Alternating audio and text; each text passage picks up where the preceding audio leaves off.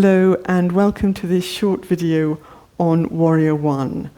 We'll be looking at the pose in detail and looking at 3 areas where we can adjust it so it fits with how our body is on any particular day.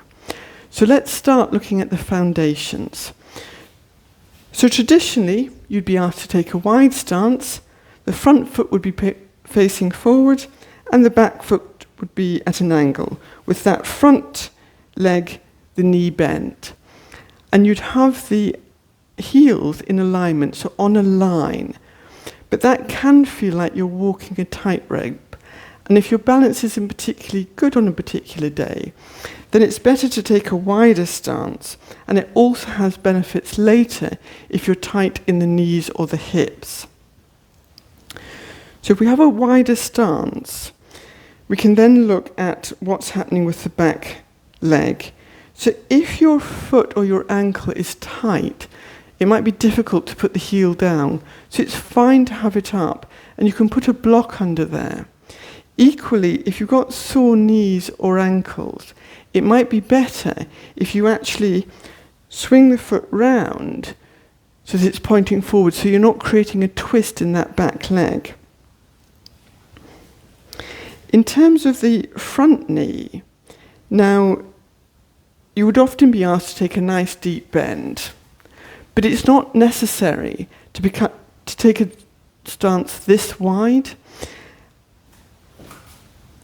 And a more gentle bend is absolutely fine. What's important is that you feel stable and you push firmly down into both feet.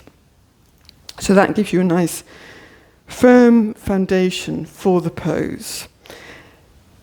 The next thing you'd be asked to do is to turn your hips forward. But again, this can cause a lot of twisting in the back knee if you're tight in the hips. So if your hips don't go, the twist will actually end up being in your knee and your ankle. So if your hips are pointing at a slight angle, that's absolutely fine. The most important thing is that this front knee doesn't collapse inwards.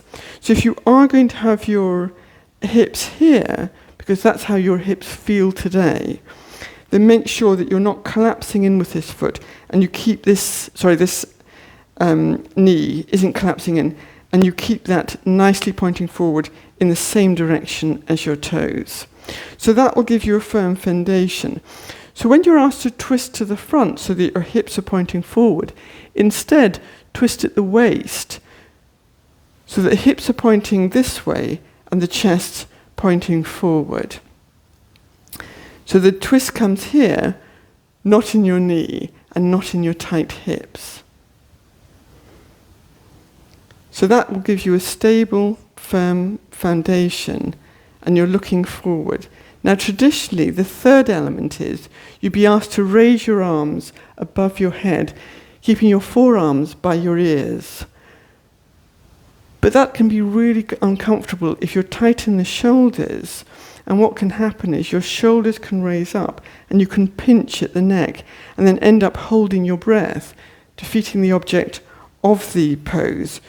So it's better to either have your hands on your waist and focus on the firm foundation, or to bring your palms together at the chest, pressing the palms gently together and breathing evenly.